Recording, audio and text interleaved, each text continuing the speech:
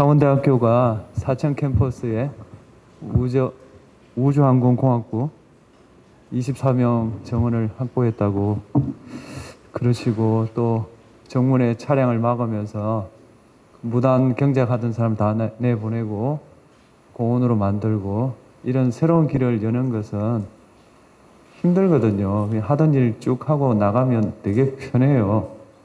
새로운 일을 하면 말도 많고 오해도 많이 받고, 새로운 길을 가지 않고 우리가 한 단계 더 고양될 수는 없다, 저는 그렇게 생각합니다. 그래서 창원대학교가 그 좋은 결실을 맺기를 바랍니다. 박민현 총장님도 잘 되시길 바랍니다.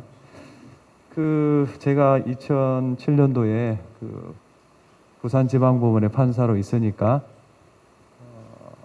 어떤 노 부부가 재판을 받게 됐어요. 그분의 말씀은 자기 아들이 교통사고를 내고 죽었는데, 그것도 너무 억울한데 그로 인한 빚까지 갚아야 되냐, 이렇게 하소연을 했어요.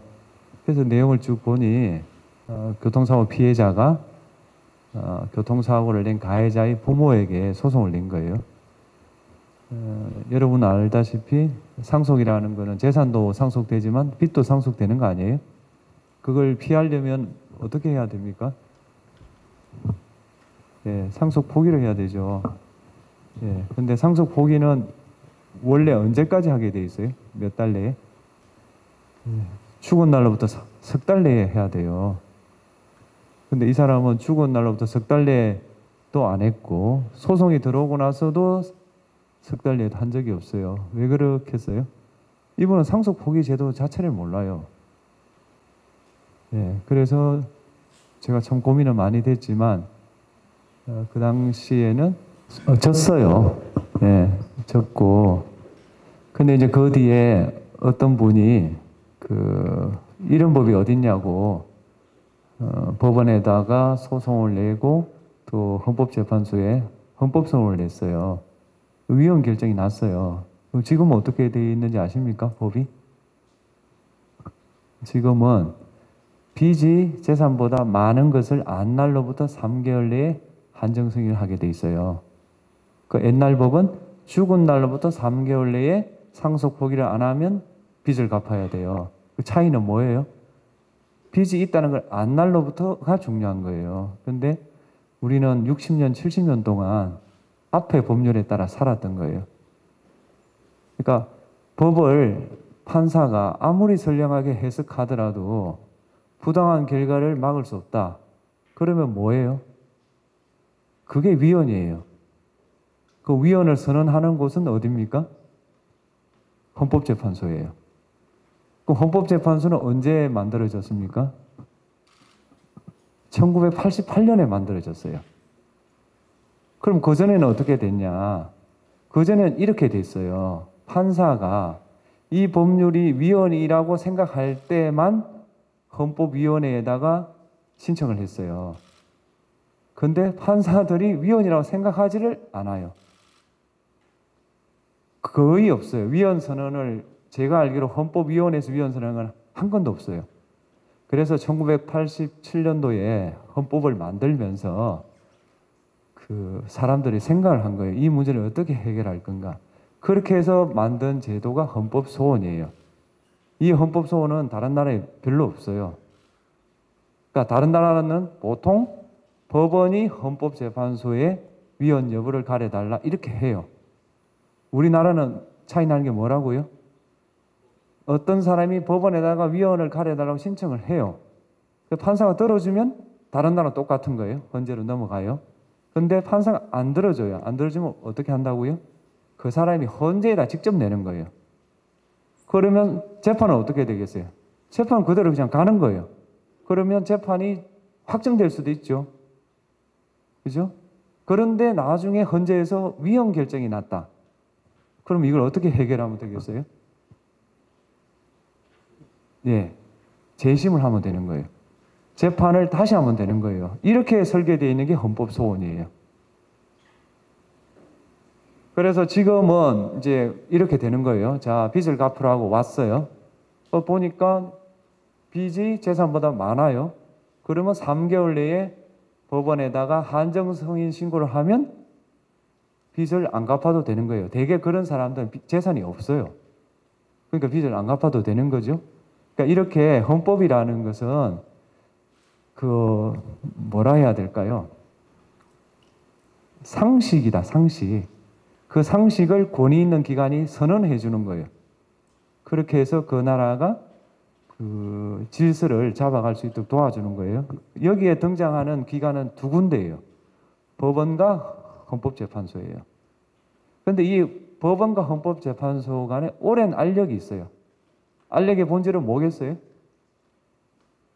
뭐겠습니까? 헌법재판소와 법원의 갈등이 있어요. 갈등의 본질은 누가 더 높은가예요. 대법원은 우리가 위라고 말해요. 헌재는 우리가 위라고 말해요. 그래서 지금 국회에서 발의되어 있는 법은 뭐냐 하면 대법원이 판결한 것도 헌재에 가져갈 수 있다. 그게 뭐라고 표현하나요? 그게 재판소원이에요. 그러니까 헌법소원의 대상을 재판으로 삼는 그걸 일러서 재판소원이라고 그래요. 이걸 지금 추진하려고 그래요. 그런데 저는 좀 신중하게 검토했으면 좋겠다고 생각해요. 첫 번째로 대법원 판결이 났는데 헌재로 가져가면 헌재가 몇 심이 돼요? 4심이 되는 거 아니에요. 그리고 지금 법원 재판이 늦다고 난리 아니에요? 법원 재판이 늦다고 대법관을 늘려야 된다고 주장하는 상황 아니에요. 근데 신급을 하나 더 늘리면 재판은 더 늦는 거 아니에요? 무슨 그게 문제죠? 두 번째로 한 해에 대법원이 처리한 사건이 몇 건인 줄 아세요? 몇 건입니까? 한 해에 대법원에서 처리한 사건 수가 4만 건이에요. 4만 건. 자, 불복을 30%만 한다고 쳐요. 그럼 몇 건이 헌법재판소로 가겠어요? 12,000건이에요? 그럼 12,000건이 헌법재판소가 감당할 수 있냐? 그럼 뭘 보면 돼요?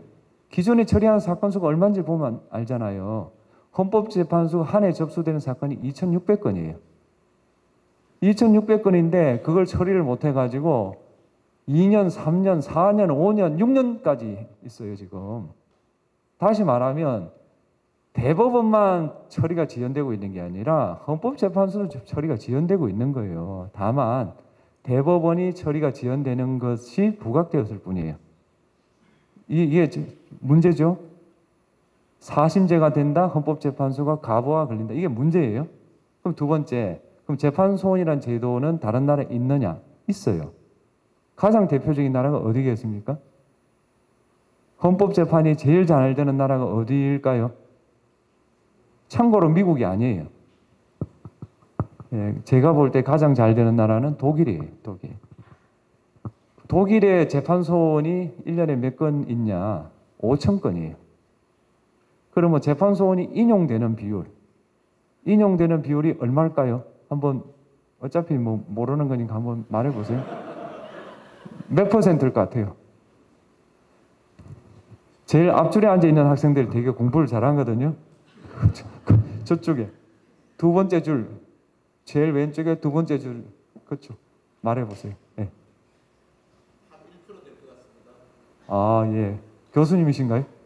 예, 역시 2%예요, 2%. 다시 말하면 98% 사건은 문제가 없다는 거 아니에요. 그러니까 2%를 가리기 위해서 신급을 하나 더 만드는 셈 아니에요? 그러면 이제 다음 질문. 그럼 대안이 있느냐? 대안이 있어요. 뭐냐? 아까 말한 위헌 결정이 나면 재심 사유가 인정이 돼요. 그런데 위헌을 전부를 하지 않고 한정 위헌 결정을 해요. 한정 위헌 결정이라는 건 조문 중에서 일부분만 위헌을 선언해 주는 거예요. 그 선언이 나면 법원은 재심을 인정 안 해요. 이유는 법률 해석에 관한 문제다 이렇게 생각을 해요. 그런데 제가 볼 때는 그건 옳지 못한 태도예요. 어떤 조문이 전체가 위헌이면 전부 위헌이 나가는 거고 어떤 조문에 한정적으로 해석을 했을 때 위헌이면 한정 위헌 결정이 나가는 거예요. 어느 것이든 다 재심이 돼야 돼요. 근데 법원은 그걸 받아들이지 않아요. 그러니까 법률로 한정위원 결정이 나면 재심 사유가 인정된다. 이렇게 써주면 돼요. 그러면 대부분의 문제가 다 해결이 돼요. 그 대신에 법률 해석은 법원의 권한을 헌재가 존중을 해줘야 돼요. 왜 그런 말을 하냐. 헌재는 독자적으로 해석을 해요. 그러니까 법원은 이렇게 해석하는데 헌재는 이렇게 해석을 해요. 그래 놓고 위헌 결정을 해요. 그럼 이게 서로 사맞지 않는 거 아니에요? 그래서 상호 존중으로 문제를 풀어야 된다. 그 생각이에요. 여기까지 이해가 되세요? 그러니까 대법원도 최고법원이고 헌재도 최고법원이에요. 둘 관계는 수평적이에요. 수평적인 관계에서 해결 방법은 뭐냐? 상호 존중하는 수밖에 없어요. 우선적으로 법원이 법률 해석을 하면 헌재는 존중해라. 1번. 두 번째, 그런 해석 하에서는 위헌이다라고 헌재가 선언하면 법원은 그걸 존중해서 재심을 받아주면 돼요. 그렇게 해서 이 문제가 해결이 돼야 되지. 이게 뭐가 안 된다고 해서 법원의 판결이 났다, 확정이 됐다, 이걸 전부 헌재로 가져가면 1, 2, 3, 4심이 돼요. 안 될 수가 있어요? 내가 졌어요. 내가 졌는데 보니까 헌재를 가져갈 수 있대요. 그럼 다 헌재로 안 가져가겠어요? 그래서 뭐라고 그러냐면 헌재 가면 그걸 가려내면 되지 않냐. 가려내는 게 그냥 가려내줘요? 사람을 투입해야 가려낼 거 아니에요. 22,600건을 처리하는 기간이 플러스 12,000건을 어떻게 가려내요? 계산을 해보세요. 2,600건을 가지고 있는 기간이 12,000건을 더 받으면 몇 배가 늘어요? 대충? 4배 정도 느는 거죠, 대충. 그럼 이쪽에 인원을 4배를 늘려야 될 거 아니에요. 그러니까 이게는 문제의 해결이라기보다도 저는 또 다른 문제가 낳는다. 그래서 헌법소원이라는 게 아까 말씀드렸다시피 다른 나라에 별로 없어요. 이 헌법소원은. 제가 알기로는 오스트리아인가 뭐 그 나라가 있고 우리나라가 있고 그래요. 그러니까 우리나라가 독창적인 제도를 도입했으니 이 제도를 통해서 문제를 해결해 보는 게 좋겠다. 제 생각은 그래요. 그랬더니 저를 아끼는 어떤 후배가 그런 말 공개석상에서 되도록이면 하지 말아요. 그 여당이 싫어한대요. 그래서 뭐 싫어하는 거는 그 사람이 자유고 저는 지금 무직이거든요. 무직이고 뭐 물러날 자리가 없잖아요. 무직이 뭐 물러나요? 그리고 제가 볼 때는 제도라는 건 한번 들어오면 잘 안 없어져요. 그래서 들어올 때 충분히 그 검토를 한 끝에 도입하는 게 좋겠다. 그런 생각으로 말씀드리는 겁니다. 여기까지 이해되시나요? 네. 결국 이 문제는 법원과 헌재 간의 상호 존중으로 문제를 푸는 게 좋겠다. 다만 그 존중이 걸림돌이 생기니까 법률의 이 부분만 해결하면 좋겠다. 이 문제를 해결하기 위해서 1심, 2심, 3심 헌법재판소 이렇게 만들 필요가 있겠느냐 하는 게 제 생각입니다. 이건 어제 뭐 MBC 라디오에서 말을 했던 거니까 뭐 더 뭐라 하죠? 뭐라죠? 논란을 일으킬 이유도 없잖아요. 이게 이미 어제 논란이 다 일어났는데요, 뭐. 네. 그래서 요새 말을 잘 못하겠어요. 말만 하면 자꾸 짤이 만들어져가지고. 그러면 이 헌법소원 방금 말한 자 법원에다가 위헌이다가 말을 했는데 법원이 안 들어줘서 헌재로 온 그 사건이 많을 거 아니에요? 그중에 이제 대표적인 세 건만 할게요. 이 읽어보시면 되게 어려울 거예요. 원래 그 뛰어난 사람은 쉽게 설명하는 사람이에요. 제가 그렇게 뛰어난 사람이 못 돼요. 그래서 이렇게 썼고 대신 저에게 신이 저에게 글보다는 말을 좀 잘하게 해줬어요. 그러니까 제가 말로 설명해 볼게요. 말로 하면 조금 더 쉬워요. 자, 어떤 사람이 죽었어요.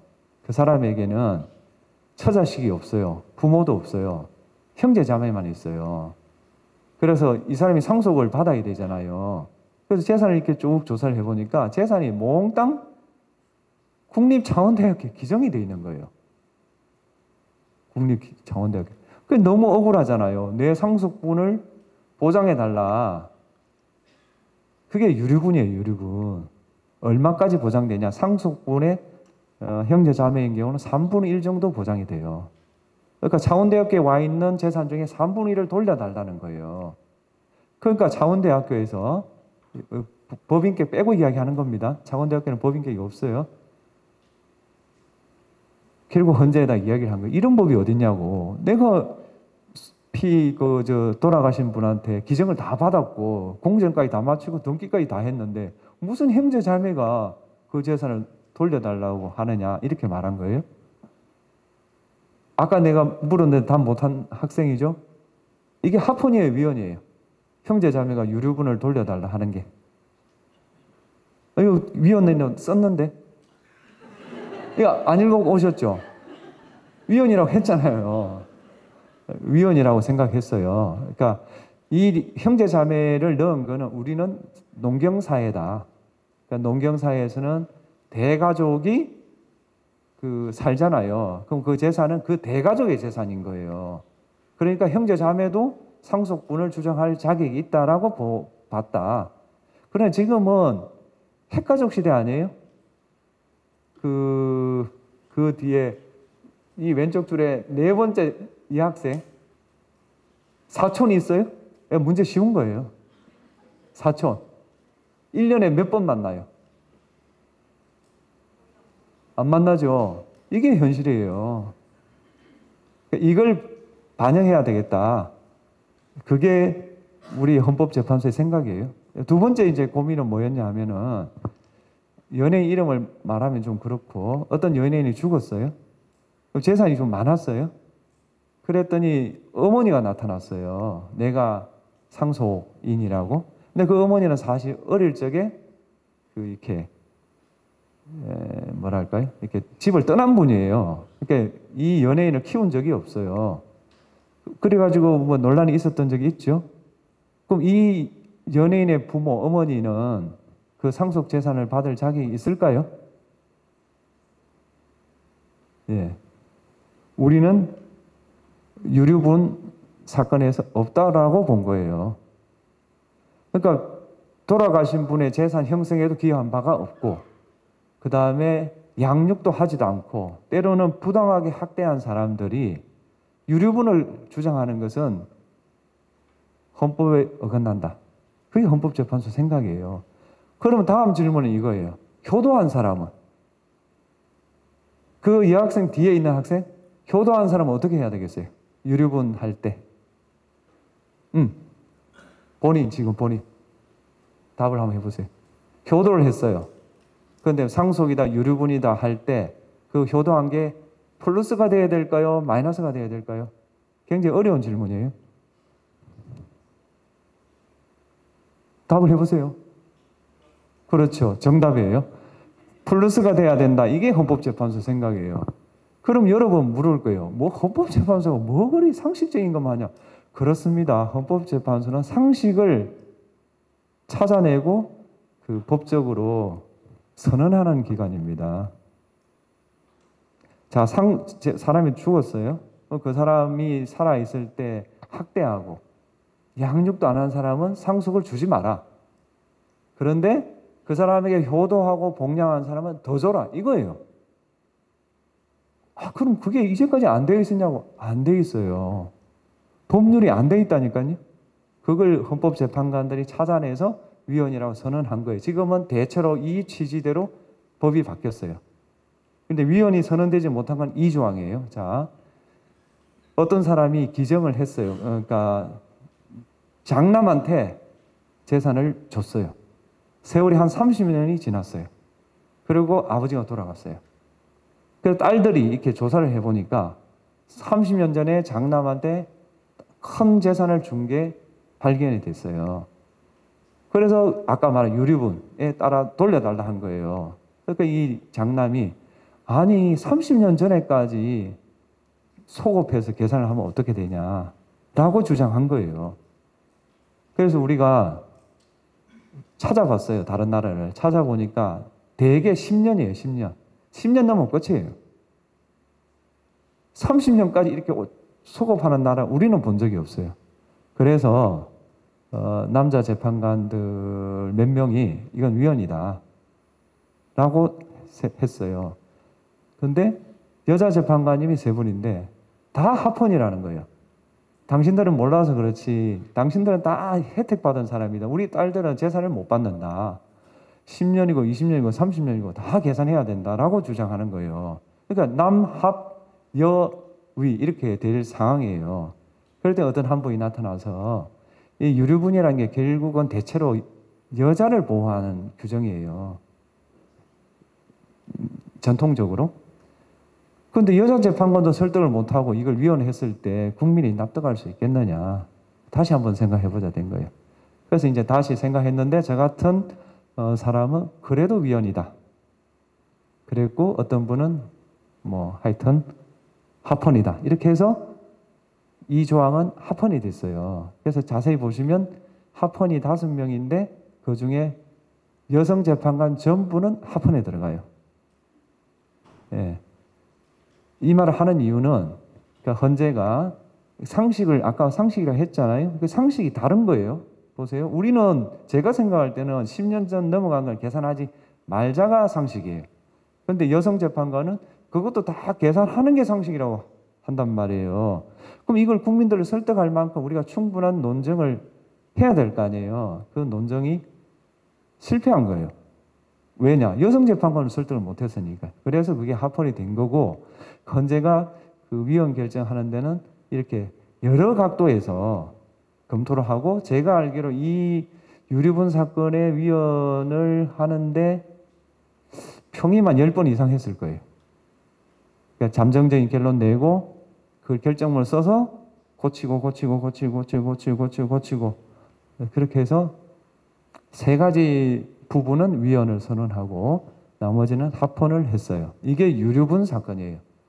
여기까지 질문이 글보다 설명이 글보다는 좀 쉽지 않나요?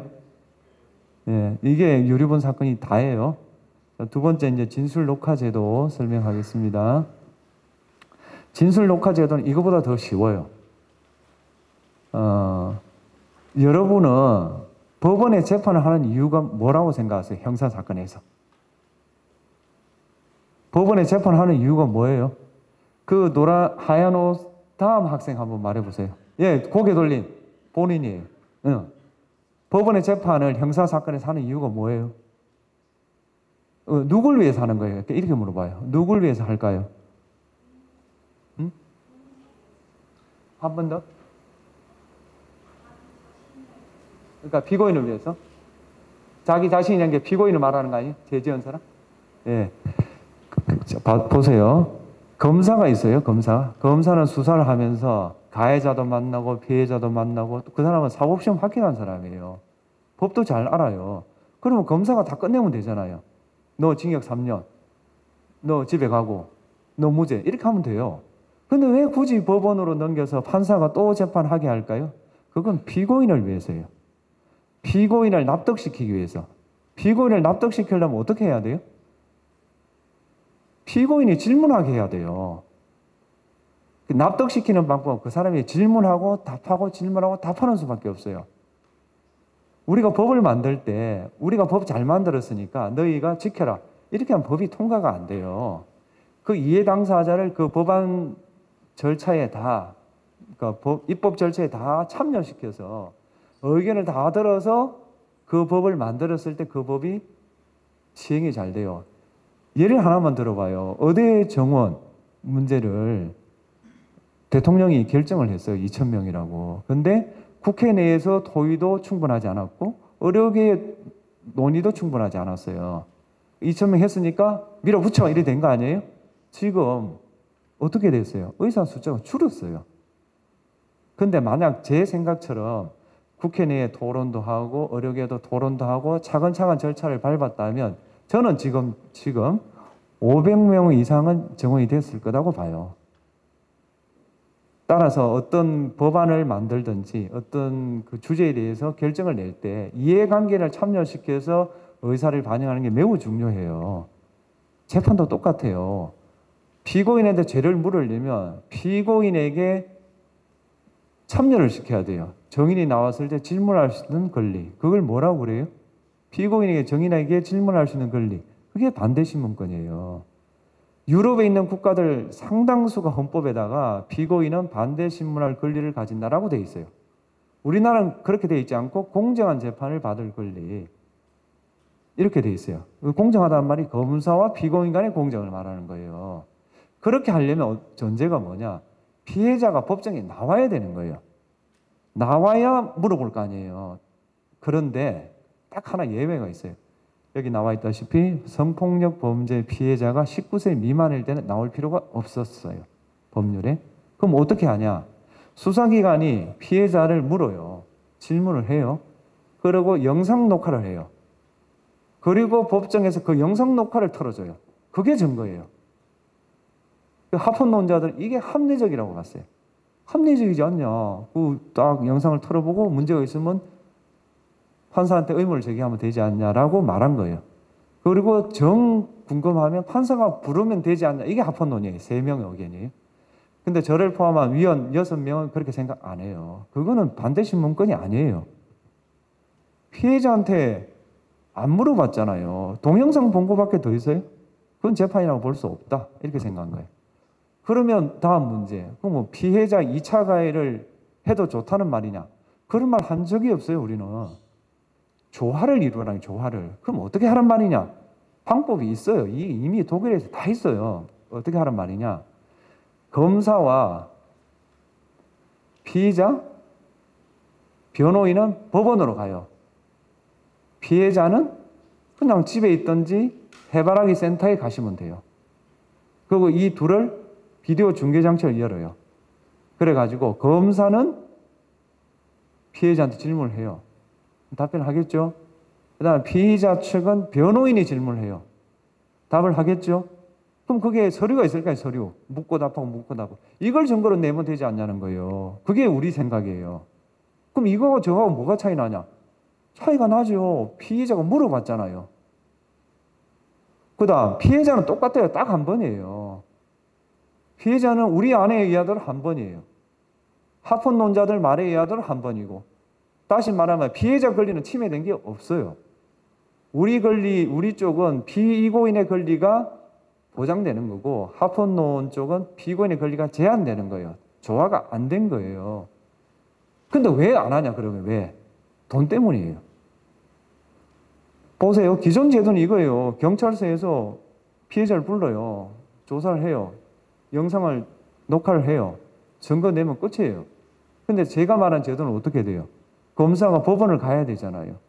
변호인이 법원을 가야 되고, 피해자는 해바라기 센터를 가야 되고, 그걸 이렇게 뭡니까? 비디오 중계 장치, 회의 이런 시스템 있잖아요. 그걸 연결해. 그거 다 돈인 거예요. 돈이 드는 거예요.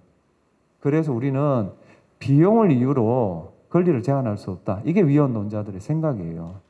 그다음 합헌론자들은 판사가 부르면 되지 않냐고 하는데, 판사가 부르면 되는 건 판사의 권한이지 피고인의 권리가 아니에요. 권리라는 게 뭐예요? 내가 요구할 수 있는 거예요. 그거는 판사가 마음에 들면 들어주고 마음에 안 들면 안 하는 거 아니에요? 그게 어떻게 권리가 될 수 있어요? 그래서 저는 위헌론이 맞다고 생각해요. 그런데 여성단체에서 그 해에 가장 나쁜 판결로 이걸 꼽았어요. 이해해요. 이해하지만 저는 억울하다. 그 말을 하기 위해서 이렇게 전국을 돌아다니고 있는 거예요. 이게 네? 억울하다 말 한마디 남기려고. 우리도 충분히 피해자의 권리를 생각했다. 이걸 남기려고 하는 거예요. 여러분 중에 이해되시는 분도 있고 안 되시는 분도 있겠지만 이게 이 사건의 다예요. 글로 쓴 것보다 훨씬 쉽죠? 세 번째 사건 하겠습니다. 이는 후보자 비방죄인데 이건 이준석 의원 사건이에요. 이준석 의원이 상대 후보에 대해서 갭 투자를 했다라고 비방을 했어요. 그런데 상대방 측에서 후보자 비방죄로 고발을 한 거예요. 그 사건이 있는 상태에서 이 재판이 들어온 거예요. 저는 이게 위헌이라고 생각했어요. 왜냐하면 이준석 의원은 상대 후보가 갭 투자를 했다고 의혹 제기를 했어요. 그러면 상대방은 의혹 제기에 대해 답을 하면 돼요. 나는 이러이러해서 갭 투자를 한 게 아니다 하든지, 갭 투자를 했지만 그게 뭐가 나쁘냐든지 이렇게 해명을 하면 돼요. 그리고 그 두 자료를 유권자한테 제시해서 유권자가 선택을 하면 돼요. 그러면 되지. 왜 수사기관이 개입해서 기소를 하냐 이거예요. 우선 제가 살아있으면 수사기관이 압수수색을 할 거 아니에요? 그 선거 한창 치르고 있는데 이준석 의원 사무실 압수수색 이렇게 들어가면 어떻게 되겠어요? 굉장히 불리한 거 아니에요? 그래서 저는 위헌이라고 생각했어요. 그런데 아무리 생각해봐도 제가 이 위헌 논자 6표를 모을 수가 없어요. 왜 그러냐? 명예훼손 범죄가 있어요. 이거 비슷한 거예요. 그 명예훼손은 합헌이 났어요. 합헌이 났다는 말은 위헌이 6명이 안 된다는 이야기 아니에요. 그러면 그 사건에 합헌을 주장했던 분이 이 사건의 위헌으로 돌아서야 되잖아요. 내가 계산해 본 결과 2명이 이동해야 돼요. 2명. 이 2명을 어떻게 설득할 건가? 내가 곰곰이 생각해 본 결과 이거예요. 명예훼손하고 후보자 비방죄는 성격이 비슷한데 명예훼손죄보다 후보자 비방죄가 형이 더 세요. 두 번째, 명예훼손은 집행유예가 나와야 당선인 무효가 돼요. 후보자 비방죄는 벌금 100만 원 이상만 되면 당선이 무효가 돼요. 다시 말하면 명예훼손죄는 보호되는 사람이 일반인이에요. 후보자 비방죄는 보호되는 사람이 공직 후보자예요. 공직 후보자가 어떻게 일반인보다 더 보호되느냐? 이게 두 번째 우리 논거예요. 이걸 주구장창 이야기한 거예요. 주구장창. 그러니까 아마 평일을 한 1년 정도 했을 때인데 만날 때마다 이야기를 하고 또 방에 찾아가서도 이 말하고 차를 마시면도 이 말을 하고 그러면 이 귀에 못이 박히잖아요. 그러던 차에 어느 날 조짐이 보였어요. 아, 명예훼손을 합헌을 하더라도 후보자 비방죄는 위헌을 해도 되겠다라는 신호가 와요. 그 신호가 와요. 우리가 촉이 좋아요, 되게. 그래서 당시 재판장한테 표결을 하자라고 했어요. 1년도 지났고 그래서 표결했는데 표결 순서는 어떻게 하는지 아세요? 그러면 높은 사람부터 할까요? 낮은 사람부터 할까요? 네, 낮은 사람부터 해요. 그러니까 어제 들어온 사람부터 해요. 그럼 쭉쭉쭉쭉쭉쭉쭉 해요. 그러면 어떻게 되냐? 가령 소장 앞에 5명의 위원이 나왔다. 그러면 결론은 누구 손에 달려 있는 거예요? 소장 손에 달려 있는 거예요. 소장이 위원을 하면 위원이 되는 거고 소장이 합헌하면 합헌이 되는 거예요. 이 6표가 굉장히 얻기 힘들어요. 근데 제가 본 결과 제가 위원을 하면 그 다음 분, 그 저보다 서열 높은 분 중에 한 분만 위원하면 위원이 되는 거예요. 그래서 제가 딱 5번째 위원을 했어요. 그 다음 분이 3분인가 그래요. 그 3분 중에 한 분만 위원하면 되는 거 아니에요? 그래서 제가 평소에 공을 들였던 그분이 위원을 했어요. 그래서 6표가 된 거예요. 그러면 이 9명 중에 6명이 그 쉬운 거 아니냐고 하는데 굉장히 어려워요. 우선 그 재판관은 아시다시피 대통령이 3명을 지명하고 국회가 3명을 선출하고 대법원장이 3명을 지명해요. 그러니까 우선 경로가 다 다르잖아요. 그리고 대체로 보면 뭐 굳이 분류를 하자면 보수 진보가 섞이게 돼 있어요. 절대 한쪽에서 다 차지할 수가 없어요. 그런데 그 사람들이 6표라는 위원이라는 게 뭐예요? 그 법이 없어지는 거예요. 어제까지 잘 있던 법이 오늘 없어지는 거예요. 그러면 굉장히 부담스러워요. 내가 뭐라고 국회가 만들어 놓은 법을 때로는 60년 된 법도 많아요. 60년 동안 잘 이렇게 적용되는 법을 제가 없애는 거 아니에요? 그런 데 대한 부담이 많고 대체로 이렇게 물어볼게요. 신입 재판관이 위원을 많이 내겠어요? 고참이 많이 내겠어요? 거꾸로예요. 신입이 합헌을 많이 내요. 왜냐하면 신입이 들어와서 위원을 하면 나라가 망하는 줄 알아요. 그래서 합헌을 하는 경향이 있는 것 같아요. 다 그렇다는 건 아니지만.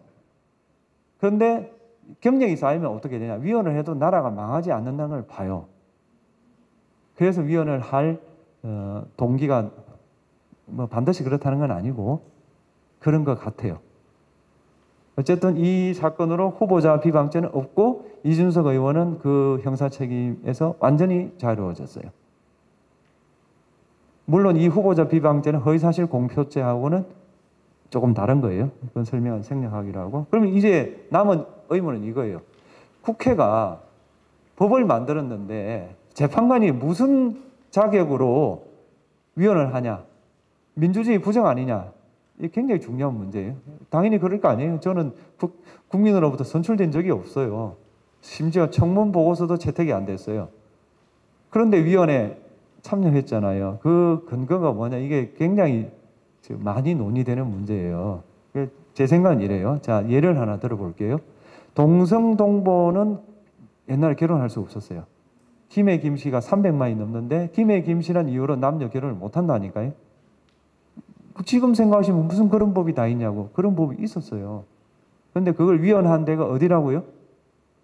헌법재판소가 했어요. 그럼 우리 질문은 그렇잖아요. 그런 말도 안 되는 법을 왜 국회가 개정하지 않았냐 이렇게 물어볼 거 아니에요? 그건 표가 되지 않기 때문이에요.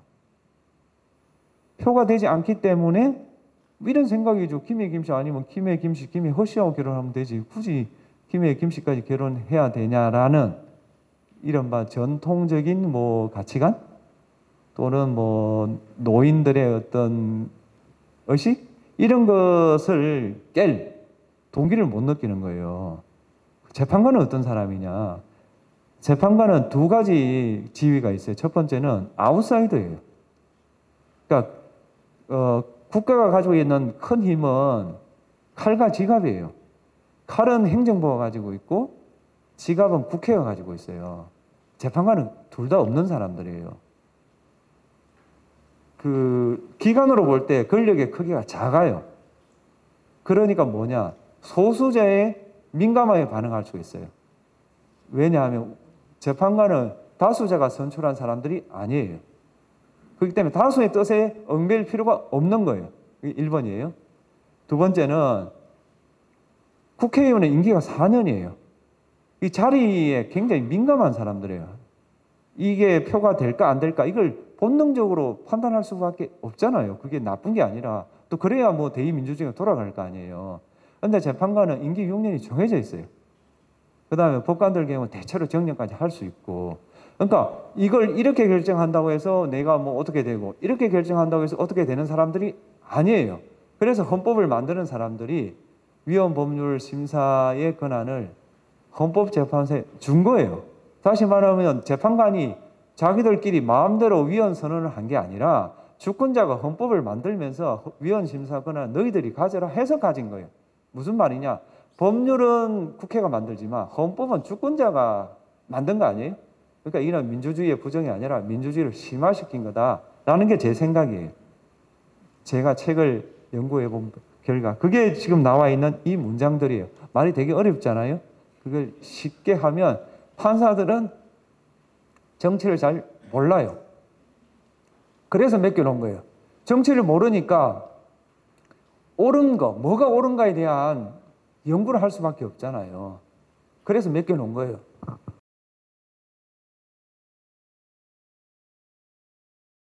아까 국립 그 창원대학교하고 그 형제자매 유류분 소송 제가 예를 들었잖아요. 거기서 대립되는 가치는 뭐냐면 기정받은 사람의 권리와 그 상속이 기대되는 형제자매의 권리예요. 그죠? 그러니까 권리와 권리의 충돌이에요. 그 누구 권리가 더 본질적인가, 더 중요한가 이렇게 가린 거거든요. 그래서 전통적 가치라는 거는 저희들은 잘 안 써요. 전통적 가치라는 거는 참 애매해요. 이렇게 물어볼게요. 어른 앞에서 술을 안 먹는 게 전통적 가치예요? 술을 먹는 게 전통적 가치예요? 생각도 좀 다르고요.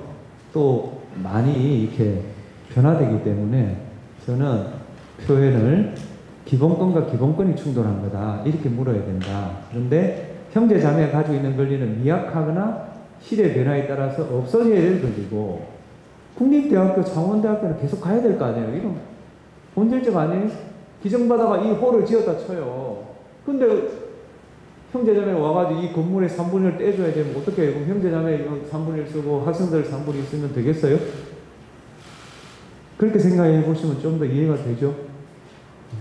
가장 기억에 남는 판결은 기후위기 판결이에요. 기후위기. 그리고 가장 고민이 많이 된 거는 결론은 참 뻔했는데 이렇게 이유 쓰고 이러는 게 탄핵 사건이 좀 힘들었죠. 네. 헌법소원을 내는 겁니다. 지금 기후위기 제가 거론했잖아요. 기후위기가 제가 위헌 결정을 부분적으로 했는데 그게 뭐냐면 이거예요. 그러니까 온실가스를 감축을 해야 돼요. 우리가 2050년까지 순배출량 0을 만들어야 돼요. 그럼 이게 목표가 있을 거 아니에요, 목표가. 근데 목표치가 어떻게 되어 있냐면 2030년에 40%를 줄인다라고만 되어 있고 30년에서 50년까지는 그게 없어요, 목표점이. 그렇게 해놓으면 어떤 문제가 생기냐면 31년 정부가 있을 거 아니에요. 31년 정부는 5년 뒤로 밀어버려요. 36년 정부는 5년 뒤로 밀어버린단 말이에요. 그러면 어떻게 돼요? 막판에 가면 이제 초읽기가 들어가는 거예요. 그 막판에 있는 세대는 무조건 손해를 보게 돼 있어요. 그 세대는 청년 세대가 되는 거예요. 그래서 우리 요구는 뭐냐?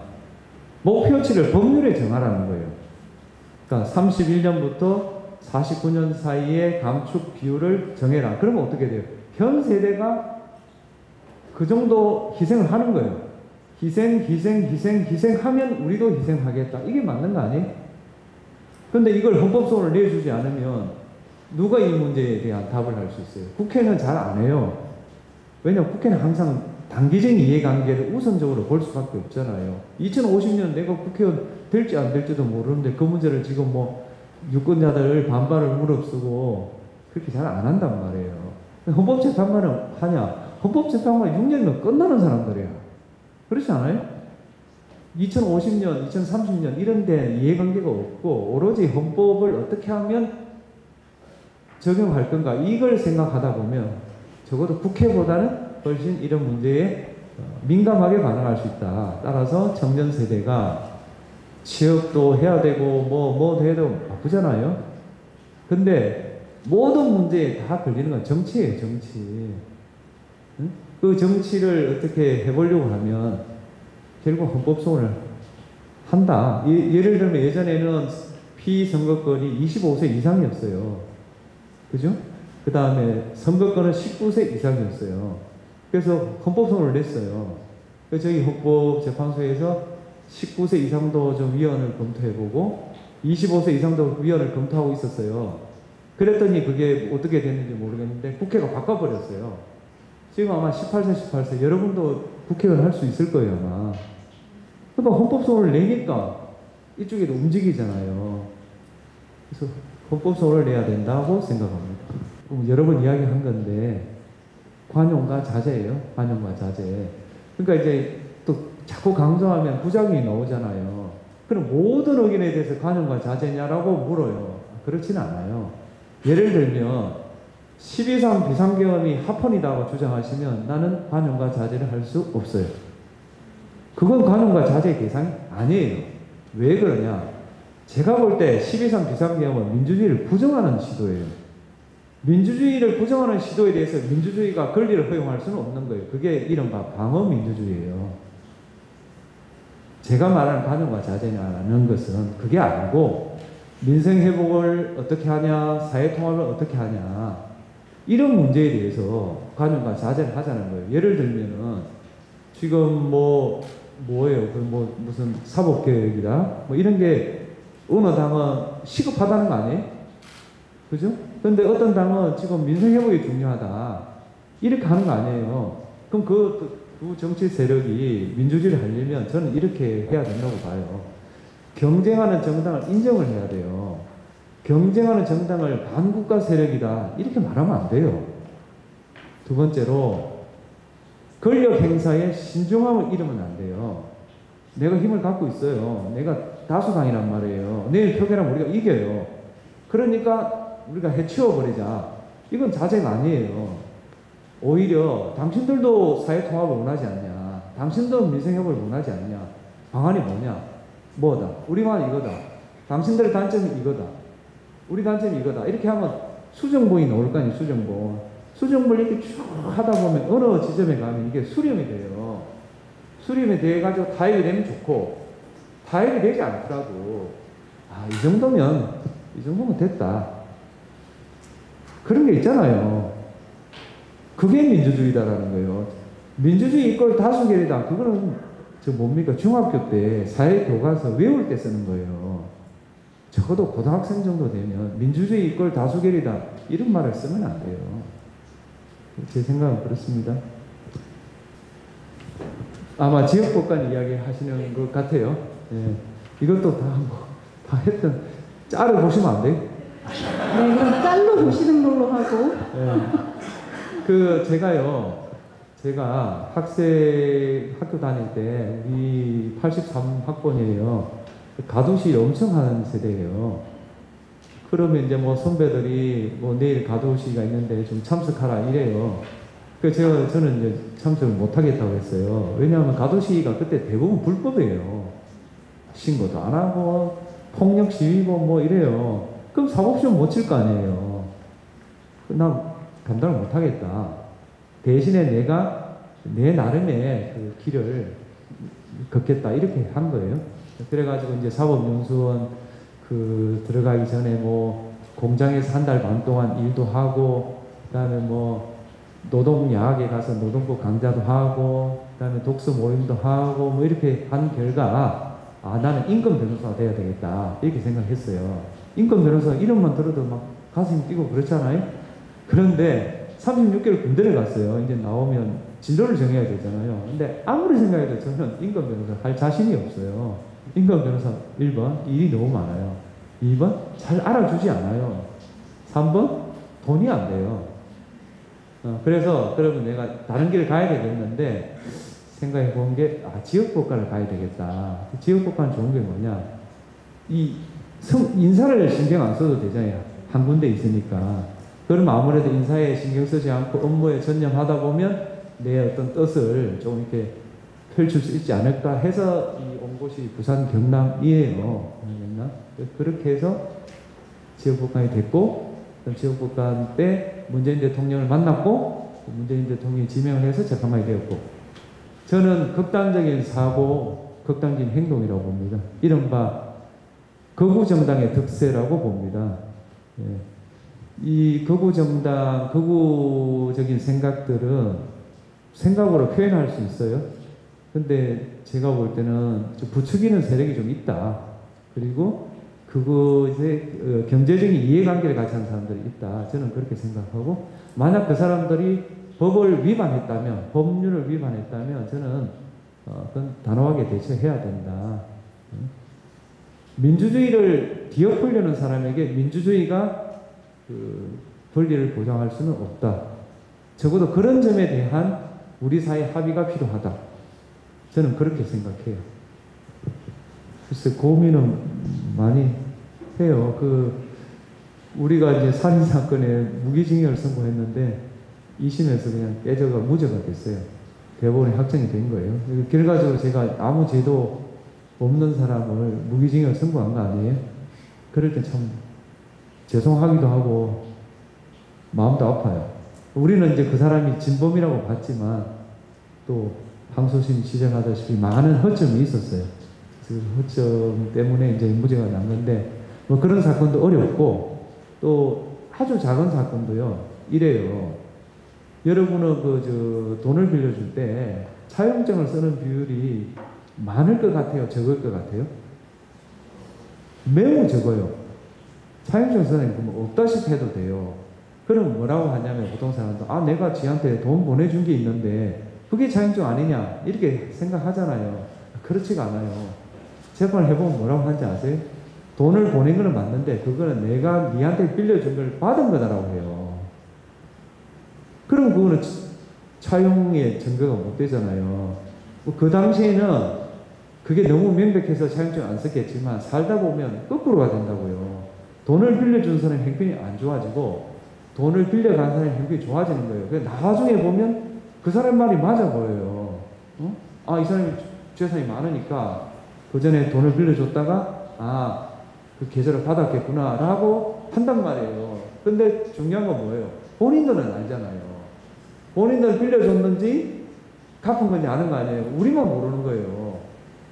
그렇지 않아요? 형사재판도 마찬가지. 형사재판의 가장 훌륭한 판사는 피고인이에요. 피고인은 100% 알아요. 지가 했는지 안 했는지 알잖아요. 우리는 잘 몰라요. 유감스럽게도. 그래서 저는 늘 법관의 덕목 중에 겸손을 강조하는 거예요. 우리가 그 주권자의 뜻에 따라 재판권을 행사하지만 우리는 사실 잘 몰라요. 보세요. 범죄를 저질러 봐야 범죄를 알 거 아니에요. 네? 무슨 범죄의 실체를 우리가 어떻게 알아요? 다 모범생 아니에요? 모범생이 그 범죄자는 상식적으로 이렇게 했을 거다라고 우리가 쓰거든요. 난 그 사람들 웃을 것 같아요.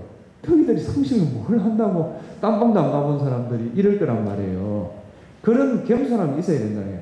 그래야 피고인의 말도 귀담아 듣고 피해자 말도 귀담아 듣고 또 이런 그 어떤 범죄인의 심리, 범죄인의 어떤 법칙들을 알아보려고 뭐 범죄 심리학자도 만나고 책도 보고 이럴 거 아니에요. 그런데 뭐라고 생각하냐? 나는 사법시험을 합격했고 법률에 따라 내가 판사 재판을 할 수 있다. 오판을 할 수 있는데 오판은 네가 상수해라. 그러므로 난 법적으로 정당하다. 이게 얼마나 오만해요. 이런 것으로는 국민의 신뢰를 얻을 수가 없다. 저는 그렇게 생각합니다. 이걸 말을 좀 해야 되겠네요. 제가 내일 울산 교육청에 그 강연을 가요. 근데 며칠 전에 이른바 뭐 보수단체에서 음란 법관 물러가라 피켓 시위를 했대요. 아마 저를 지칭하는 것 같아요. 제가 팩트만 말씀드릴게요. 그 사람이 음란 법관이라 하면 아마 이런 것 같아요. 저희 고등학교 동창 카페가 있었어요. 카페. 20년 전에 만든 카페예요. 오래전에 제가 활동을 그만둔, 지금은 탈퇴한 그 카페예요. 다음 카페 아시죠? 스타벅스 아니에요. 그 카페에 다른 동창생이 음란물을 올린 모양이에요. 그리고 그 밑에 또 다른 동창생이 댓글을 단 거예요. 그런데 탄핵 심판 과정에서 뭐 이른바 어떤 윤 지지자겠죠. 윤 지지자가 내가 댓글을 달았다고 그걸 변조를 한 거예요. 변조를 하니까 국민의힘 대변인이 이거는 행범방이다, 음란 판사다 해서 사퇴하라고 된 거예요. 근데 이게 쭉 알고 보니까 그게 아닌 게 쉽게 발견되잖아요. 변조냐 아니냐. 그래서 그 국민의힘 대변인이 사과를 했어요. 이까지가 팩트예요. 그래서 저를 음란 법관 물러가라는 분들한테 두 가지만 말씀드립니다. 첫 번째, 저는 이미 물러났습니다. 저 무직이에요. 무직이 어디로 가란 말이에요. 두 번째, 저는 변호사 도움 없이 법적인 조치를 취할 수 있는 지식이 있는 사람이에요. 그 점을 꼭 기억하시기 바랍니다.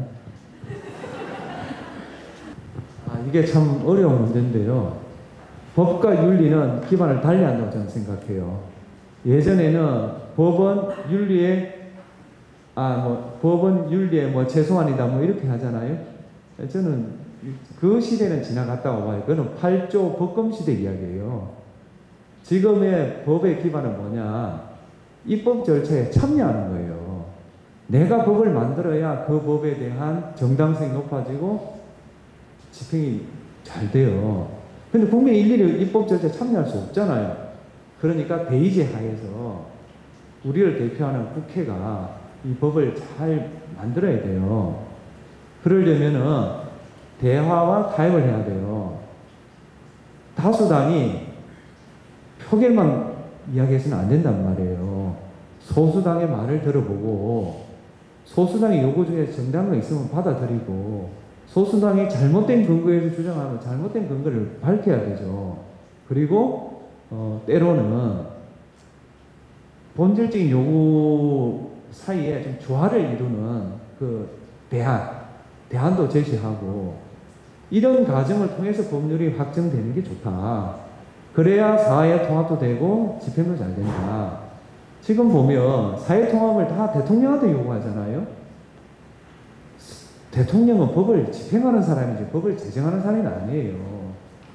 따라서 국회가 사회 통합을 했으면 좋겠다. 그 과정에서 다수의 요구가 정당한지 정당하지 않은지 또 소수당의 요구를 반영할 건 없는지가 걸러져야 되지.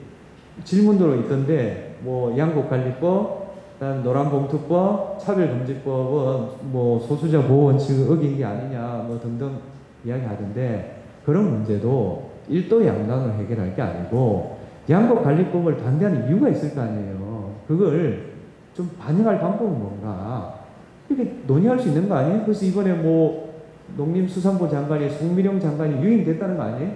그럼 송미령 장관 전에는 양곡관리법을 반대했잖아요. 그럼 이제 새 정부의 장관이 된 거 아니에요? 그러면 새 정부의 요구 중에서 받아들일 수 있는 이유고 이걸 받아들일 수 없다라는 대안을 제시할 수 있는 거 아니에요? 그렇게 해야만 판결의 집행이 잘 된다. 다시 한번 묻는데 결단을 자꾸 강조하시는 분들은 의대 적용 문제는 결단을 한 겁니다. 결단을 한 결과 지금도 의사가 줄어들었어요. 는 게 아니에요. 지금 의사가 줄었어요. 가정의사가 보세요. 의대생들 졸업 안 했죠. 그 다음에 뭡니까? 레지던트 이탈했죠. 줄었단 말이에요. 근데 그때 여당 야당이 대화를 하고 그 다음 의료계에도 만나서 우리 요구는 이거다. 그럼 의료계가 말할 거 아니에요. 아 그거는 이게 보장되었을 때만이 순증으로 이어지지 숫자만 늘린다고 필수 진료과에 가지 않는다라는 대안을 제시했을 거 아니에요. 그럼 그렇게 하는 방법이 뭐냐? 의료계한테 물어봐가지고 아 이걸 해야만 이걸 병행해야만 늘어난다. 그럼 그것도 좀 들어주고 그렇지만 의사 절대수가 부족한 상태에서 레지던트 당신들 하루에 12시간씩 일한다면서 12시간씩 일하는데 의사 숫자 늘리는 걸 반대할 이유가 되냐? 아 좋다. 그러면 이걸 보장해주면 우리는 한 해 500명 정도는 늘리는 걸 동의한다. 이렇게 논의가 됐더라면 나는 지금쯤 적어도 의대 정원이 500명 늘었을 거라고 봐요. 그러면 아까 A와 지금 쟁하는 B 사이에 어떤 게 빨라요? 이게 더 빨라요. KTX를 빨리 탄다고 문제가 해결되는 게 아니고 KTX 내려가지고 목적지까지 도달하는 게 중요한 거 아니에요. KTX만 엄청 빨라가가지고 거기서부터 목적지까지 교통정체가 일어나가지고 KTX 탄 기간보다 더 늦게 도착한 게 의대 적용 문제다. 그게 비단 의대 적용 문제만이냐 이거예요. 자, 양곡관리법, 노란봉투법, 차별금지법, 이재명 방탄법, 허위정보 유통금지법 이런 거는 다수당이 소수당의 의견을 무시하고 추진하는 게 문제가 있지 않냐. 제가 말하는 그거예요. 응? 대화와 타협을 해야 된다. 그런 이야기예요. 답은 됐죠. 두 번째는 수사권 조정 법안에 관해서 이거는 행정부의 과도한 권한 집중으로 권력 분리의 원칙이 심각하게 훼손된 거 아니냐. 이 문제도 마찬가지예요. 그러니까 수사권 조정에서 우리가 유의해야 될 건 두 가지예요. 수사기관이 과도한 권한을 가지면 안 돼요. 두 번째는 범죄 대응 능력을 잃어서는 안 돼요. 그렇지 않아요? 그렇다면은 고위공직자 수사처를 예를 들어봐요. 고위공직자 수사처가 계획입법으로 통과된 법이에요. 근데 뭘 빠뜨렸냐 하면은 고위공직자 수사처가 구속할 수 있는 기간에 관한 규정이 없는 것 같아요. 그게 없다 보니까 시비를 가지고 공수처하고 검찰하고 나눠 쓰다가 구속 기간이 경과했다. 해서 윤석열 대통령이 구속 취소된 근거 중에 하나예요. 내 말은 공수처 도입이 필요하다 하더라도 강론이 엄청 많아요. 그 강론들에 대해서 왜 야당과 충분히 대화를 해서 어느 정도 좀 이렇게 공감대가 된 상태에서 통과시켰더라면은 그런 일이 없었을 거 아니냐. 마찬가지예요. 지금 수사 기소 분리에 대해서 반대하는 사람의 이구동성이 범죄 대응 역량이 떨어지지 않냐는 거예요. 그 사람들 주장하는 건 뭐냐 하면 현재 검찰의 수사 역량이 다른 기관보다 뛰어나지 않냐. 근데 수사 기소를 분리해 놓으면 수사 역량으로 검사가 못 가니까 범죄 대응 능력이 떨어질 거다라고 주장하는 거 아니에요. 그렇다면 근거를 대해서 이런 보장 방안이 있다라고 대화를 해야 되죠. 그리고 근본을 바꾸는 거 아니에요. 근본을 바꾸는 거면 당연히 수사기관도 다 들어오고 국회도 다 들어와서 제가 말한 그 두 가지 문제, 과도한 권한을 남용하면서 범죄 대응 능력이 떨어지지 않는 그런 방법을 계속 논의를 해야 되죠. 그게 논의는 끝났고 결단한 문제인가요? 저는 그건 조금 어떤가 싶고, 세 번째 문제는 대통령에 대해서 불소추 특권이 있지 않냐 이거예요. 이거에 대해서는, 불소추 특권에 대해서는 이 소추라는 말 뜻이 뭐냐 이거 아니에요. 공소제기 플러스 공소유지라는 설과 공소제기만이라는 설이 양립해요. 그리고 이건 우선적으로 법원이 판단해야 될 문제예요. 근데 최근에 두 개 법원에서 불소추 특권에는 공소제기 플러스 공소유지가 포함된다고 해서 그 재판을 정지해 놓은 거 아니에요. 저는 그 정도로만 말씀드릴게요. 왜냐하면 이거는 법원이 우선적으로 판단해야 될 내용이에요. 그래서 법원의 판단을 좀 존중하는 게 우선이다라고 생각해요. 헌법 정신이라고 말하고 싶은데요. 저는 이런 생각을 해요. 제가 그 초등학교 때 공부를 좀 했어요. 저하고 비슷하게 공부를 한 애가 있어요. 근데 우리 둘 다 진주에 있는 고등학교를 진출했어요. 근데 그 친구는 고등학교 2학년 때 중퇴를 했어요. 형편이 어려워서. 저는 김장화 선생님을 만나서 대학교까지 갔고 사법시험 합격해서 이 자리에 온 거 아니에요. 근데 만에 하나 그 김장화 선생이 제 친구를 지원했더라면 어떻게 됐겠어요? 그럼 이 자리에 있는 사람은 그 친구가 됐을 수도 있는 거 아니에요. 그래서 저는 이 사회가 더 발전하려면 사회에서 성취를 거둔 사람이 이 사회에 갚아야 된다고 봐요. 그 근거는 뭐냐면 제 인생에 드러나다시피 제가 김장환 선생님을 만나고 또 서울대학교라는 그런 울타리를 만나고 그다음 사법시험이라는 제도가 있어서 여기까지 온 거 아니에요. 이 사회가 저한테 80%의 그 원인을 제공했다고 봐요. 그럼 제가 어떤 성취를 이뤘으면 제가 그 대부분 다 먹고 20% 내놔야 되지 않나, 거꾸로. 80% 사회적이니까 80% 내놓으라면 가혹하잖아요. 그러니까 20% 내놔야 된다. 그런 생각으로 저와 비슷한 처지에 있는 사람이 아닐까, 제 앞에 와 있는 이 당사자가. 그런 시선으로 계속 보려고 노력한 거예요. 그랬더니 뭐 제가 뭐 진보라고 그러고 하여튼 이름은 뭐라고 자편향이라고 하기도 하고 그러던데, 제가 생각한 거는 제가 이렇게 결론을 딱 정해놓고 한 건 아니고 제 앞에 와 있는 이 당사자의 그 고충이 뭐고 이 고충을 해결하려면 뭐가 필요하고 그걸 하는데 희생돼야 될 사람은 누군데 그 사람에게는 이 정도 희생을 감수해야 된다고 내가 감히 말할 수 있겠다. 이런 과정을 거쳐서 여기까지 온 거예요. 그래서 지역복관도 마찬가지. 지역복관을 할 때는 저 승진 같은 거는 좀 덜 신경 썼을 거 아니에요. 아무래도 서울 가는 게 좀 유리하지 않겠어요? 근데 이제 그 지역복관 될 때는 그런 거 조금 덜 신경 쓰고 우리가 좀 덜 살피는 사람들에 좀 관심을 가지자, 이렇게 된 거 아니에요. 근데 이 짤에도 나오지만 법정에서 문재인 변호사를 만난 거예요. 그 문재인 변호사님이 그 변론을 잘 하시니까 결과가 좋단 말이에요. 그러니까 결과가 좋으면 또 그 사람도 나를 또 좋게 생각해요. 근데 결단코 그 양반이 그 당시에 대통령이 될 거라고 내가 생각했겠어요? 그게 2003년인데 대통령이 된 건 2017년이에요. 17년 아니에요? 문재인 대통령이. 네. 그러니까 2003년도에 이 양반이 장차 대통령이 될 거라고 내가 잘해주지는 않았을 거 아니에요. 근데 그분이 대통령이 되었고, 또 대통령이 되다 보니까 저를 이런 과정을 거쳐서 임명했을 거 아니에요. 그러니까 이건 역시도 제가 지역국가이라는 그 제도, 환경 덕분에 재판관이 된 거 아니에요?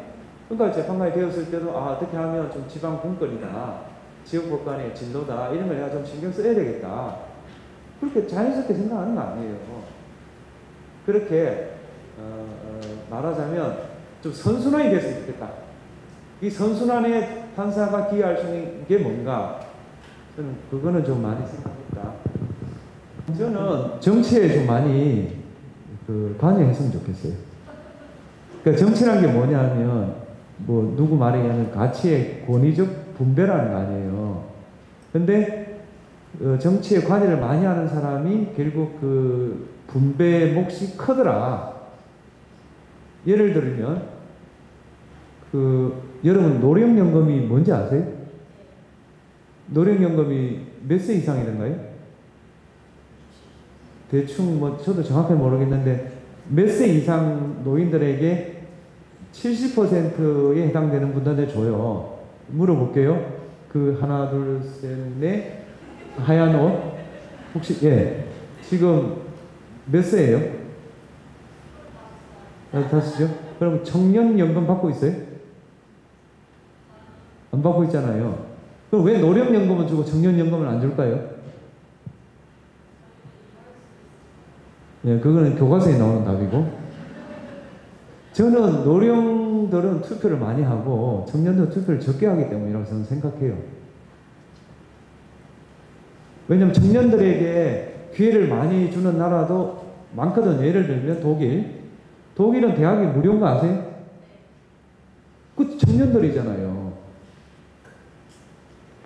그러니까 정치라는 거는 결국 그 자원이든 가치든 그걸 어떻게 분배하냐를 결정하는 절차예요. 거기에는 결국 자꾸 관여하는 사람, 외치는 사람, 힘이 센 사람이 많이 가져가는 거 아니에요? 근데 제가 볼 때는 청년들은 별 관심이 없는 것 같아요. 다시 말하면 취업이라는 내 개인적인 그 선택을 통해서 문제를 해결하려고 그래요. 그러나 우리의 선택이라는 것은 그 제도 하에서, 환경 하에서 선택이지 그 제도 자체를 바꿀 수는 없어요. 그렇다면 제도나 환경을 청년 친화적으로 좀 바꿔놔야 되겠다. 그게 그 정치 아니에요? 그래서 난 청년 세대가 투표를 100% 안 하는 거 이해를 못 하겠어요. 아니, 정치가 내가 볼 때는 청년한테 불리하게 짜여지고 있는데 왜 청년들이 투표를 안 해요? 그러면서 A나 B나 똑같다. 물어볼게요. 지난 3년하고 몇 년 전하고 똑같았어요? 나는 그러진 않았을 거라고 보는데. 그건 뭐냐? 정치 차이 아니에요? 그래서 청년 세대는 좀 정치에 좀 관여했으면 좋겠다. 그런 생각입니다. AI 제가 잘 모르는데요. 그 대법원이나 헌재는 AI 예산을 최근에 좀 받고 있습니다. 그걸 가지고 초보적으로 이런 걸 하고 있더라고요. 그 AI가 간이한 결정을 작성하는 프로그램 이런 걸 만들고 있더라고요. 그 다음에 그 외국의 그 문헌들을 좀 쉽게 번역을 해서 수요자의 구매에 맞게 제공하는 이런 몇 가지 정책 과제가 있더라고요. 그러니까 이게 발전이 되면 교수님 말씀한 대로 판사를 대신할 수 있는 영역까지 가지 않겠는가, 그런 희망도 있고, 저는 AI에 대해서 열어놓고 그다음에 AI를 어떻게 우리가 활용할 건가, AI를 어떻게 통제할 건가, 이런 문제를 같이 해봐야 된다고 생각합니다. 근데 대개 판사들은 사회 현상에 넣습니다. 그래서 과학자들이, 기술자들이 먼저 보여주면 그때 법적인 문제를 연구하지, 법률가가 저는 사회 현상을 주도한 적이 전 인류 역사상 있었나 싶습니다. 법적 안정성을 해치는 거죠. 그죠? 그래서 저희들이 위헌 결정할 때 몇 가지 장치들이 있습니다. 첫 번째는 9명 중에 6명이 찬성해야 된다. 이런 나라가 거의 없습니다. 3분의 2 이상이 보통 최고치입니다. 미국은 가반수, 독일은 3분의 2 이상을 요구하는 나라가 있지 9명 중에 6명을 요구하는 나라는 거의 없습니다. 그럼 3분의 2 이상과 6명 이상이 무슨 차이가 있냐? 결혼이 생겼을 때 차이가 납니다. 네. 6명이 현원이면 3분의 2면 뭐 한 대충 4명이면 되는 거 아니에요? 근데 6명이 재판관인데 현재 헌법은 6명이 전원이 찬성의 위원이 나요. 그러니까 굉장히 엄격한 의결 정족수예요. 이게 1번이고, 두 번째는 저희들이 그 위원을 내기 전에 사전 조사를 보통 한 2년 정도 합니다. 2년. 그러니까 각국의 입법 내 다른 나라에 이런 법이 있나 없나. 두 번째, 우리 재판소 전에 이런 결정에 대해서 어떻게 판례를 내렸느냐. 그 다음에 국내 학자들이 이 문제에 다른 논문이 뭐가 있냐를 조사를 해옵니다. 연구관이라고 있습니다. 그 연구관이 한 1년 반 정도, 이 정도 가져옵니다. 그러고 난 다음에 이제 재판관이 거기에 관여해서 평의를 하는데, 통상 저희들이 그 위헌 결정이 나가는 것들은 기간으로는 1년 이상, 그다음 평의 횟수로는 10회 이상을 대처를 합니다. 그러면 당연히 그런 문제는 합헌위원이 나누어집니다. 또 합헌론자들은 위헌론을 계속 공격하고, 위헌론자들은 합헌론을 계속 공격하는 식으로 해요. 보통 그 토론을 각 진영에서 2명 정도 많이 해요. 그러니까 9명인데 9명이 다 토론을 하는 게 아니고, 합헌론 2명, 위헌론 2명이 주도를 해요. 그래서 계속 수정론을 해요. 그러면 이제 어떻게 되냐면 쟁점을 이제 알게 돼요. 합헌론의 장단점, 위헌론의 장단점을 다 알게 돼요. 그런 상태에서 이제 표결이 들어가거든요. 그리고 때로는 변론도 해서 전문가 의견도 들어보고, 법적 안정성 해치기 때문에 충분한 논거를 제시해야 된다는 저희들이 그 전제가 있습니다. 그래서 우리가 확신이 들었을 때 비로소 선고를 하니까 그 법적 안정성 문제는 좀 어느 정도는 우리가 좀 고려하는 거 아닌가, 그렇게 생각합니다. 당연히 법적 안정성 해치죠. 제가 설득한 건 없고요. 저는 사회만 봤습니다. 사회만 봤고, 그게 예를 들면, 이건 구체적으로 말씀드릴 수는 없고요. 중요 사건의 일반론을 말씀드릴게요. 그러니까 피청구인이 쟁점을 10개를 제기해요. 그러면 보고서를 어떻게 만드냐 하면, 그 모든 쟁점에 대해서 인용론, 기각론 써요. 그럼 몇 개가 돼요? 20개가 되죠. 20개인데, 인용론을 예를 들 때, 인용론도 A를 근거로 할 수도 있고, B를 근거로 할 수도 있어요. 그럼 곱하기 2잖아요. 그럼 40개가 돼요. 이 40개를 가지고 최종적으로 어디까지 압축을 하냐면, 최종적으로 인용론, 최종적으로 기각론을 압축해요. 그러니까 40개에서 2개까지 압축되는 거예요. 이게 시간이 되게 많아요. 그러다 보면 모든 쟁점에 대해서, 예를 들면 이런 거 아니에요. 비상계엄 요건이 갖춰졌느냐 갖춰지지 않았느냐 할 거 아니에요. 그럼 2가지 쟁점 또 나와요. 비상사태인가 아닌가, 병력 동원을 정당할 상황인가 아닌가, 이 2 쟁점이 나오는 거예요. 비상사태이다 아니다, 병력 동원을 정당할 사정이다 아니다, 이런 식으로 만들어 나가는 거예요. 그래서 그걸 하나씩 지어 나가요. 그래가 최종적으로 2개가 남아요. 이 과정에 모든 사람의 의견이 다 반영이 되는 거예요. 그러니까 설득당하는 거예요. 그래 놓고서 표결을 해요. 아까 말씀드린 대로 신임 재판관부터 쭉쭉쭉쭉쭉 하는데, 이 사건은 처음부터 8번까지 모두 인용했어요. 딱 한 번 했어요. 그러니까 저희들이 그 수정본을 제 기억에는 18차례 이상이에요. 이렇게 냈다가 이렇게 냈다가 이렇게 냈다가 이렇게 냈다가 이렇게 냈다가, 그러니까 최종적으로 다듬어진 인용론, 최종적으로 다듬어진 기각론, 이 과정에서 서로 설득하고 설득받고 이러는 거예요. 제가 하는 건 아니고요. 다만 저희 역할은 뭐냐 하면, 다음 기일에 이걸 논의합시다, 이 다음 기일에 이걸 논의합시다, 이 논의의 주도는 당신이 하세요, 당신이 하세요, 이런 식으로 이렇게 줘요. 그리고 마지막에 제가 하는 가장 큰 권한은 이제 표결합시다. 이게 재판장 권한이에요. 그래서 표결했더니 8대 0이고 그래서 선거 잡은 거예요. 물론 국민들이 오래 기다린다는 걸 알지만 우리로서는 쟁점이 이렇게 많은데 이건 뭐 결론 뻔한데 뭐 이렇게 하지 뭐 이렇게만 하지 뭐 이렇게 쓸 수는 없잖아요. 하나하나 설명을 해야 될 거 아니에요.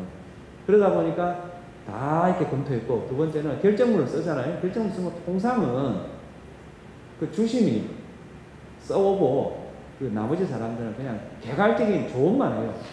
톤이 너무 세다, 톤이 너무 약하다, 이 정도만 하지.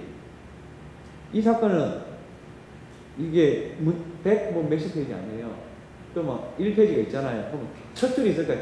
첫 줄에 문장이 있을 거 아니에요. 그 문장 전부를 다 토론합니다. 이 문장이 마음에 안 든다. 이 문장이 마음에 안 든다. 예를 들면 더불어가 있었어요. 더불어가 뭔지 아시죠? 이거 더불어 이거 느낌 안 좋다. 특정 정당이 떠오른다. 걔가 바꾼 게 뭔지 아세요? 더불어를 바꾼 단어. 아니에요.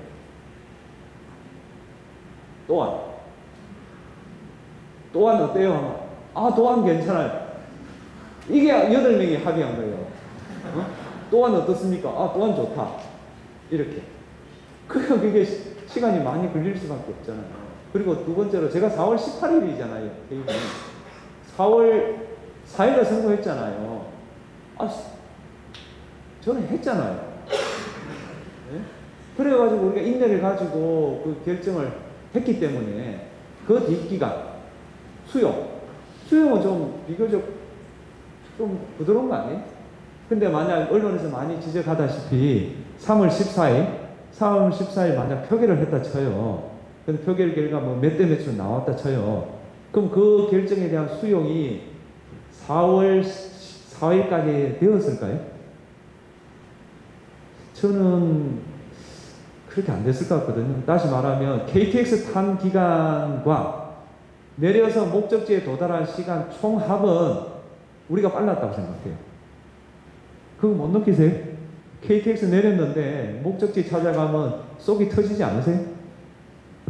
저는 되게 답답해요. 서울 가면. 다문화는 일단은 뭐 범죄로 치면 혐오 범죄 이런 걸로 좀 만들어서 좀 대응을 하는 게 필요하겠다 싶고요. 그 다음에 이제 그 혐오라는 게 제 생각은 그렇거든요. 어떤 사람을 설득할 자신이 없을 때 그 사람이 하는 행동이 혐오예요. 그렇지 않아요? 되게 보면. 그러니까 욕설을 잘하는 친구 한번 보세요. 되게 논리가 없어요. 그래서 우리 사회를 좀 대화가 통하는 사회로 바꾸는 게 좀 필요하겠다. 외국인을 덜먹일 것도 없이 부부 간에도 대화를 잘 안 하잖아요. 대화가 안 돼가지고 갈라서는 거 아니에요? 그러니까 이미 우리는 외국인과의 혐오, 외국인과의 뭐 갈등 이걸 말하기 전에 부부 갈등을 해결 못하는 사례가 너무 많아요. 그래서 저는 조금 우리 사회 총량으로 대화가 부족하고 두 번째 대화의 질이 부족하다. 어떤 논쟁을 하려면은 본질을 이야기해야 되잖아요. 본질을 해가지고 뭐 100분 토론을 하든지 뭘 해야 되는데 우리는 제가 볼 때는 삽발 싸움 하는데 50%를 써요. 정말 제가 볼 때는 비본질적인 문제를 한 50% 하고 자 이제 본격적인 토론 들어갑니다 하면 시간이 없네요. 이러고 끝내요. 본질을 이야기했으면 좋겠어요. 본질을. 네? 저는 그런 생각입니다. 지금은 일단 2학기 때는 대학교에 가서 좀 가르치고 배우고 싶고요. 그다음 뭐 책도 좀 낼 생각이고, 강연은 지금은 대학교하고 교육청만 하거든요. 대학교 교육청이 뭐 요구가 들어온다면 하고요. 제가 지금 강연을 뭐 많이 한다고 자꾸 그러는데요. 제 강연 요구에 5분의 1도 안 해요. 인터뷰를 뭐 많이 한다고 하는 인터뷰 요청에 10분의 1도 안 해요. 간혹나 자제를 제가 이미 하고 있어요. 다만 많이 하는 것처럼 보이는 것은 짤이 돌아다녔어요. 짤이. 저는 그렇게 짤을 잘 만드는 줄 몰랐어요. 동의합니다. 동의하니까 숫자가 적으니까 투표를 좀 높여야죠. 그 세대 자체가 크기가 작잖아요. 그럼 100% 응집을 해야 되는데 투표율이 더 낮잖아요, 지금. 그리고 어떤 정책적인 이슈가 됐을 때 청년세가 관여하는 게 아니라 노년세대가 말을 많이 하잖아요. 그러니까 정책이 아무래도 그쪽에 초점이 맞춰지지 않냐. 그러니까 정치 관여라는 게 내가 뭐 출마를 하라 이런 이야기 하는 건 아니고요. 그 정치 그 자체가 내 삶의 일상에 영향을 미친다는 사실을 우선 인정하는 게 중요하고, 두 번째는 내 의견을 표현하는 것이 중요하다. 저는 그렇게 생각합니다. 저 무거운 것부터 먼저 처리할게요. 그러니까 특정 사건에 대해서 제가 언급할 수는 없어요. 언급할 수 없고, 아마 이런 그 주장의 요지가 좀 법이 불공정하게 작용하지 않냐, 그런 말씀 같아요. 그래서 저는 뭐 제가 판결한 것에 대해서도 뭐 그런 반성을 하고 있고요. 근데 지금 우리 사회에 좀 그 상식이 조금 옅어지는 것 같아요. 그러니까 우리가 공동체를 이루려면은 공통적인 게 많아야 이 사회가 탄탄해지는데, 공통적인 거는 적고 그 분열적인 게 많아요. 그래서 특히 이제 법에 판결을 하면은 그 결과물이 예를 들면 대기업 재벌은 풀려났다, 결과물. 그다음에 예를 들면 뭐 마트에서 뭐 얼마 소액을 절도한 사람은 실형을 선고받았다는 그 결과물들이 국민들한테 불공평하게 다가가는 것 같아요. 그래서 저는 법원이 근본적으로 그 주권자의 뜻을 좀 살펴보는 노력이 좀 필요하지 않나. 그러니까 어떤 사람을 믿으면 조금 이해가 안 되더라도 저게 왜 그렇지 좀 이해하려고 하는데, 그 믿음이 부족하면 그 결과만 보고 그 과정을 안 보려고 하거든요. 그래서 좀 뭐 저를 포함해서 사법부가 좀 주권자의 뜻을 살피는 노력이 조금 부족하지 않나 하는 생각이 들고요. 그 다음에 유퀴즈 출연은 제가 희망한 적이 없습니다. 없고, 다만 유퀴즈를 진행하는 유재석을 좋아한다는 게 와전된 것 같아요. 따라서 유퀴즈에 출연할 생각은 없고요. 롯데자이언츠와 유퀴즈를 그 등가물로 놓는다는 자체가 제가 뭐 책을 더 쓸 거냐, 뭐 롯데자이언츠 우승이냐 이렇게 하면 뭐 어떻게 되지만, 유퀴즈가 뭐라고 내가 롯데자이언츠 우승을 포기하겠습니까? 미관 말직이라도 제가 롯데자이언츠 우승을 할 수만 있다면 제가 그 롯데자이언츠 경기장에 볼보이라도 할 생각입니다. 롯데 관계자 한국 야구가 발전하기 위해서는 롯데자이언츠 우승 없이는 불가능합니다. 이걸 KBO 사람들이 몰라요. 응? 큰 박수로 오늘 감사의 마음을 전해드리겠습니다.